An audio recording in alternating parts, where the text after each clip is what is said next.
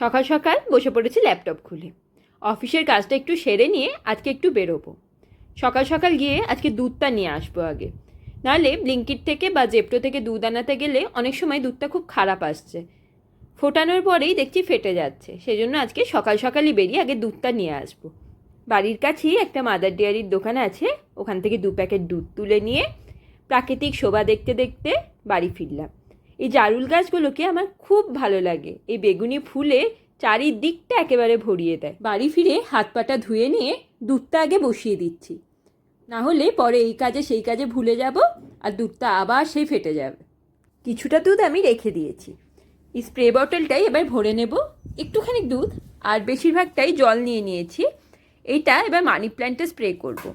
দুধ জল, চাল ধোয়ার জল, ডাল ধোয়ার জল এগুলো দিলে মানি প্ল্যান্ট কিন্তু খুব সুন্দর বাড়ে। আমার বাগান রাঙিয়ে ইনি এসেছেন, বহুদিনের প্রতীক্ষার ফল। অনেক যত্নে আজকে ওনার দর্শন পেয়েছি। এই কাজ ছেড়ে স্নান টান সেরে আজকে আমরা এসেছি আমাদের পাশের বাড়ির জেঠিমাদের বাড়িতে অন্নপূর্ণা পুজো হয়, সেই অন্নপূর্ণা পুজোয়। এবার অন্নপূর্ণা পুজোয় যখন এসেছিলাম রুকু তখন বেশ ছোট, একদম থাকতেই পারিনি।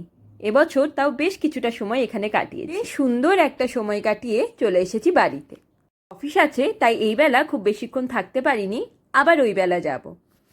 সে বসে পড়েছি কাজে। রুকু আমার সঙ্গে বসে পড়েছে। আজকের মতো আসি, টাটা।